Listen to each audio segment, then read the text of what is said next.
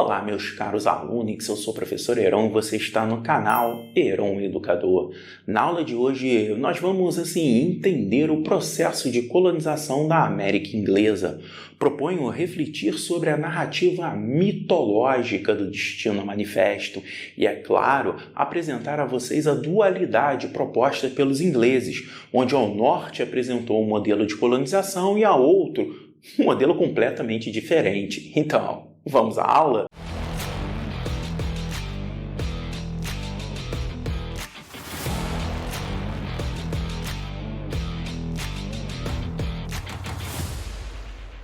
O território geográfico que constitui os Estados Unidos hoje não foi integralmente colonizado pelos ingleses. Assim, nessa mesma área temos a fundação de San Agustín, na atual Flórida, pelos espanhóis, isso lá em 1565, fato que marcou o início da colonização europeia na região. O primeiro assentamento permanente criado pelos ingleses foi Jamestown, na atual Virgínia, isso em 1607.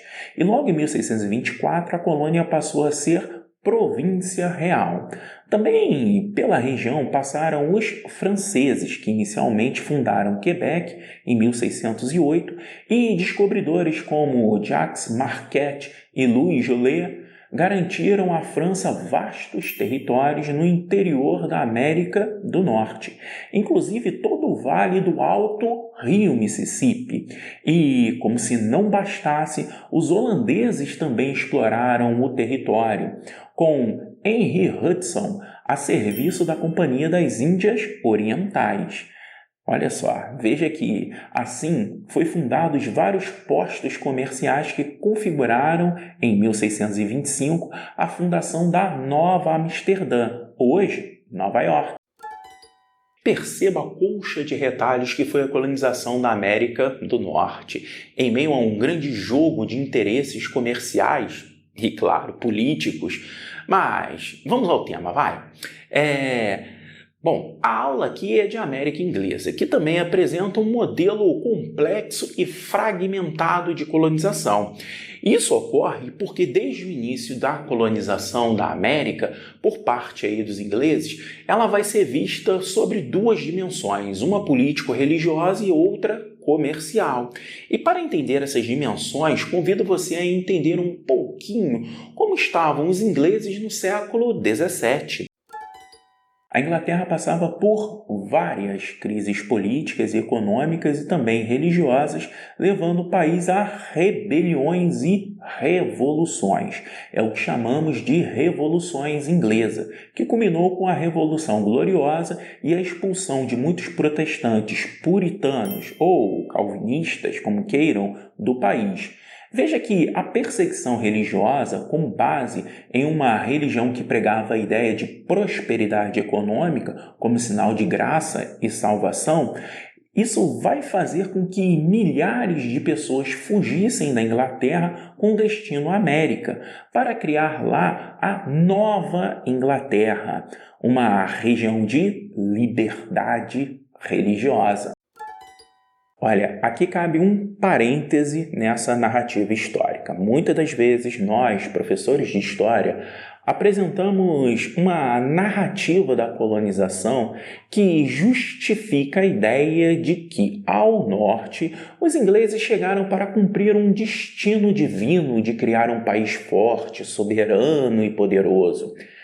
De certa forma, essa narrativa parece ser construída de trás para frente, como sendo algo que servisse de justificativa para a grandiosidade dos Estados Unidos hoje. Carlos Fonseca, em seu artigo Deus está do nosso lado, Excepcionalismo da religião nos Estados Unidos, cita outro autor, Stephen Webb.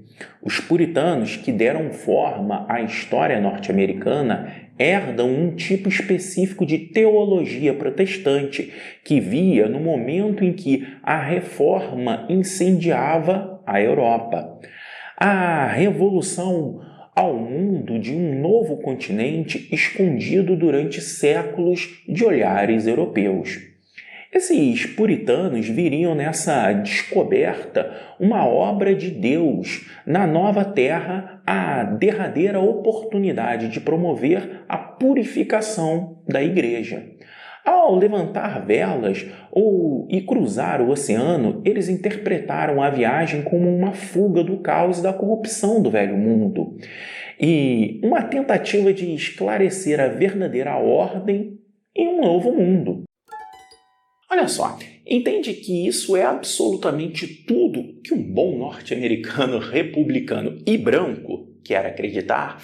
Essa seria a formação, de uma terra de oportunidades e liberdades para aqueles que querem trabalhar e prosperar. A isso chamamos de sonho americano, base estrutural do imaginário de um país que se manifestou ser grande dentro do seu próprio destino. Olha, é óbvio que essa é uma forma de contar a história apresentada por muitos historiadores norte-americanos, que, por um lado,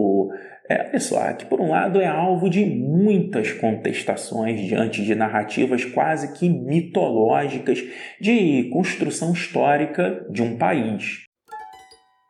Seja lá como for, por volta de 1620 foi fundada Plymouth, da atual Massachusetts, o ponto de chegada dos primeiros imigrantes puritanos. Eram chamados pais peregrinos, inclusive são esses os imigrantes que, após muitas dificuldades, têm um ano próspero e decidem agradecer a Deus na última quinta-feira de novembro, criando assim uma das maiores tradições dos Estados Unidos, o Dia de Ação de Graças. Observando de modo mais amplo, aquilo que viria a se configurar como a América Inglesa seria uma região que se estende do litoral do Oceano Atlântico até os Montes Apalaches. Esse espaço geográfico foi subdividido pelos ingleses em 13 colônias, onde ao norte chegaram os puritanos e ficou conhecido como Nova Inglaterra, e ao sul, onde os colonos ingleses desenvolveram a agricultura com a finalidade de abastecer o mercado britânico, principalmente de chá e algodão. Essa divisão entre modelos distintos de colonização será alvo de disputas políticas e econômicas internas que se manterão mesmo após a independência. Perceba que essa divisão está presente até hoje. Politicamente, os Estados Unidos é um país com profundas divisões e extrema polarização entre democratas e republicanos. E esse racha histórico que vem sendo potencializado fervorosamente nos últimos anos e, sem dúvida, uma das maiores ameaças ao próprio Estados Unidos. Mas voltando à colonização, percebemos que, ao longo do século XVII, foi se intensificando os investimentos ingleses no sul, sendo criada ali uma aristocracia rural, com grandes latifúndios e uma produção com base na monocultura, no trabalho de pessoas africanas colocadas em condição de escravidão. E é importante aqui destacar que a Inglaterra foi uma das maiores comerciantes de escravos do mundo, mesmo que posteriormente tenha se tornado contra esse comércio por interesse puramente econômico. Sim, há todo um jogo de interesse econômico que envolve o comércio de escravos entre Europa, África e América. E sim, a história da colonização da América Inglesa se estrutura muito mais no horror da escravidão e no genocídio dos povos originários da América do que na narrativa dos pais peregrinos que foram guiados por Deus para fundar um novo mundo. Mais uma vez, voltando à colonização, perceba que, diferente do que percebemos em Portugal e Espanha, que realizaram uma administração colonial, digamos assim, mais centralizada, os ingleses eles vão promover uma certa descentralização administrativa que permitia principalmente aos colonos lá da Nova Inglaterra do Norte um ar assim de liberdade, ainda que seja uma liberdade vigiada, o que levou, por exemplo, os colonos do norte a desenvolverem um modelo de organização social e econômica oposta ao sul. Assim, temos o surgimento das cidades na costa leste, como Boston, Filadélfia e Nova York, né? Uma economia que se baseava em indústrias manufatureiras e no comércio marítimo, realizado ali com as demais colônias do sul. Assim, ao norte, temos um desenvolvimento econômico pautado para dentro da colônia, tá?